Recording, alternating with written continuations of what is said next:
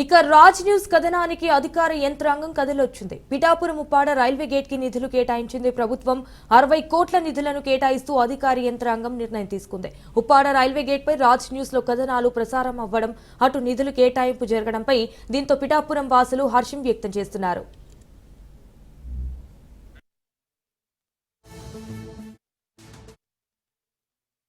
ఇక ఇదే అంశానికి సంబంధించి మరింత సమాచారం మా ప్రతినిధి దత్తు అందిస్తారు.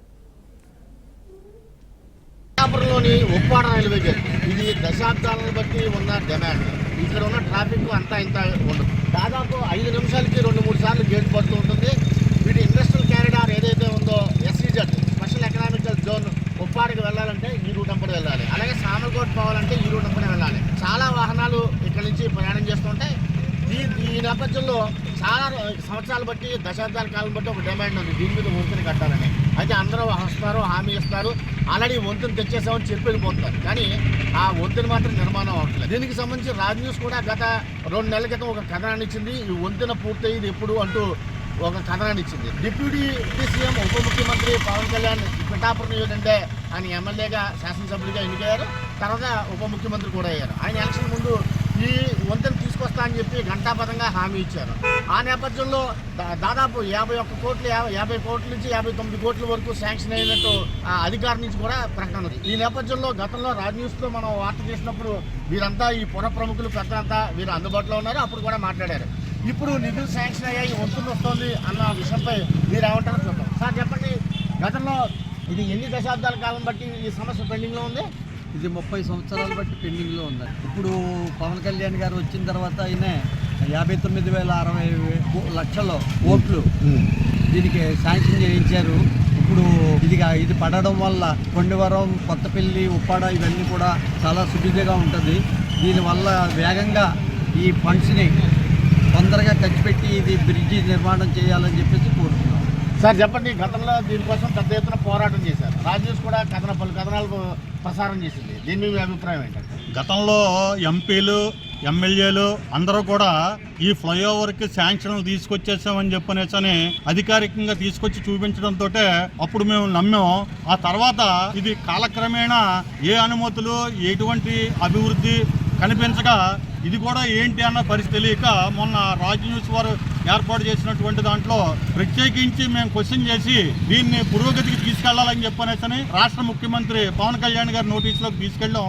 అయితే ఇవాళ ఇది కార్యరూపం దాల్చడం పిఠాపురం మహారాజా వారధ నుంచి మేము అందరూ కూడా సంతోషిస్తున్నాం. అంటే ఈ రోడ్డు నుంచి ప్రధానంగా ఏమేమి వెహికల్స్ ఉంటుంటాయి? ఈ రోడ్డు ఫ్లైఓవర్ వేయడం నుంచి వచ్చే ఉపయోగం ఏంటి? గత 20-30 సంవత్సరాలు బట్టి, ఎందుకంటే ఇక్కడ షుగర్ ఫ్యాక్టరీ ఏర్పడి అప్పట్లో చాలా ప్రాముఖ్యత కలిగినటువంటి ప్రదేశం ఇది.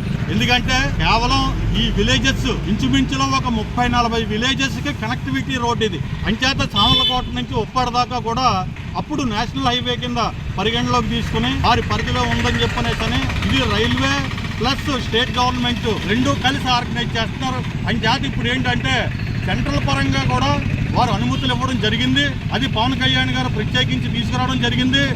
59,70,00,000 రూపాయలు ఇవాళ శాంక్షన్ చేసి అధికారికంగా ఈ న్యూస్ పేపర్లో అధికారులు, గవర్నమెంట్ అధికారులు ఎప్పుడైతే ఖచ్చితంగా ఇదిగో ఈ అనుమతులు వచ్చాయని చెప్పని న్యూస్ పేపర్లో ఇచ్చారో మేము దీన్ని నమ్ముతున్నాం.